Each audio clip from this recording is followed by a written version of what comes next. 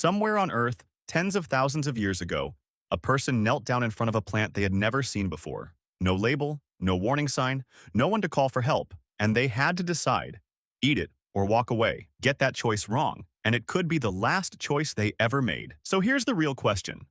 With no science, no books, and no internet, how did early humans figure out what was safe to eat? How did they avoid poisoning themselves into extinction? The answer is stranger and more human than you'd expect. Let's start with something built right into your body. Right now, if you bite into something bitter, your face probably scrunches up.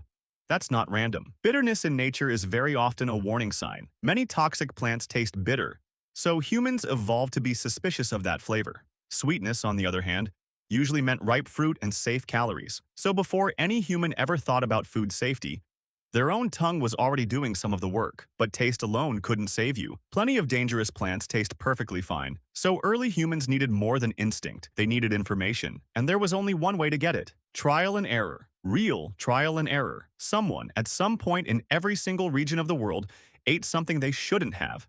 Some people got sick. Some people didn't survive it. That sounds brutal. And it was. But every one of those hard lessons became knowledge. And here's the part that matters most. Humans could pass that knowledge on. This is where humans had a massive advantage over almost every other animal. A rabbit that eats a poisonous plant and survives doesn't tell the other rabbits. But a human who got violently sick from a red berry could turn around and tell their children, "Don't touch that one." And their children could tell their children. Slowly, generation after generation, a library of food knowledge built up.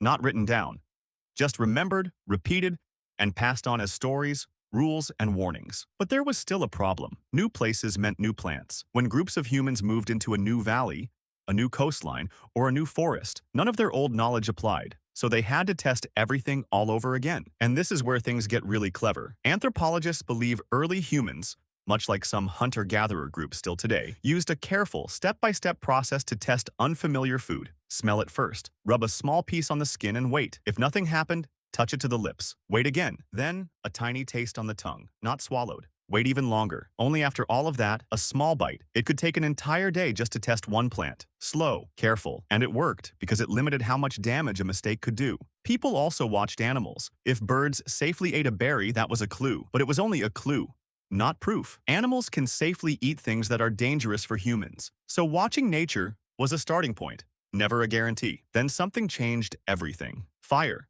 Cooking did more than make food taste better. It made food safer. Heat breaks down many natural toxins. It softens tough plant fibers. It kills off certain bacteria and parasites. Suddenly, foods that were once too dangerous or too difficult to eat became part of the menu. And this wasn't small. Some of the most important food sources in human history were only edible because people figured out how to process them first. Acorns, a huge food source in many regions, are naturally full of bitter compounds. People learned to crush them and rinse them in water, again and again, until the bitterness washed away. In parts of the world, wild cassava root contains compounds that can release cyanide if eaten raw in large amounts. Communities developed multi-step methods of soaking, grating, and cooking it to make it safe. Think about that for a second. These weren't accidents. This was real knowledge, tested over generations, refined until it worked reliably. Long before anyone understood chemistry, people had already worked out the chemistry through pure trial, error, and memory. There's one more detail that surprises a lot of people.